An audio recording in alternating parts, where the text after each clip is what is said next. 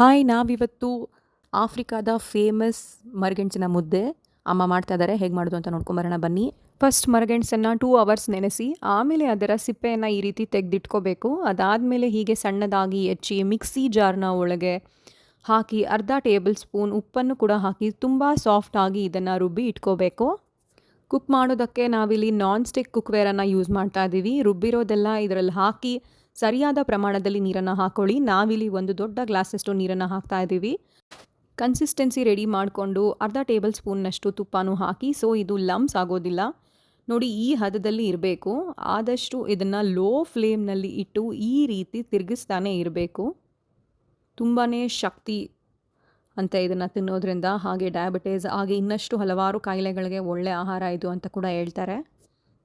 Actually ಇದು ಮಾಡೋದು ತುಂಬ ಸುಲಭ, ಆದರೆ ತುಂಬ ತಿರುಗಿಸ್ತಾನೆ ಇರಬೇಕು. ಇವಾಗ ಇದು ಸ್ವಲ್ಪ ಸ್ವಲ್ಪನೇ ಆಗೋದಕ್ಕೆ ಶುರು ಆಗಿದೆ. ಗಂಟು ಆಗೋದಕ್ಕೆ ಬಿಡಬೇಡಿ, ಹೀಗೆ ತಿರುಗಿಸ್ತಾನೆ ಇರಬೇಕು. ಆಲ್ಮೋಸ್ಟ್ 10 to 15 ಮಿನಿಟ್ಸಲ್ಲಿ ಇದು ಆಗೋಗುತ್ತೆ. ಎಲ್ಲ ಮೂಲೆಯಿಂದನೂ ನೀವು ಸೌಟು ಆಡಿಸ್ಕೊಂಡು ತಿರುಗಿಸ್ತಾನೆ ಇರಬೇಕು.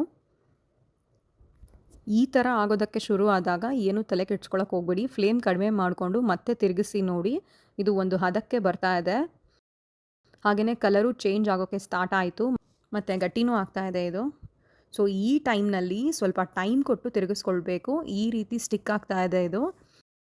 ಆಲ್ಮೋಸ್ಟ್ ಬೆಂದಿದೆ, ಇವಾಗ ಫುಲ್ ಹೊಗೆ ಬರ್ತಾ ಇದೆ. ಸೊ ಕಸಾವ ಮುದ್ದೆ ರೆಡಿ. ನಾವು ಇದನ್ನು ಹೆಸರು ಕಾಳು ಸೋರೆಕಾಯಿ ಸಾಗು ಜೊತೆ ಟ್ರೈ ಮಾಡ್ತಾ ಇದ್ದೀವಿ. ಮೊಳಕೆ ಕಾಳಿನ ಸಾಂಬಾರು ಜೊತೆನೂ ಅದ್ಭುತವಾಗಿರುತ್ತೆ. ಟ್ರೈ ಮಾಡಿ ಹೇಗಿತ್ತು ಅಂತ ಹೇಳಿ. ಇಷ್ಟ ಆಗಿದ್ರೆ ಸಬ್ಸ್ಕ್ರೈಬ್ ಮಾಡೋದು ಮರಿಬೇಡಿ.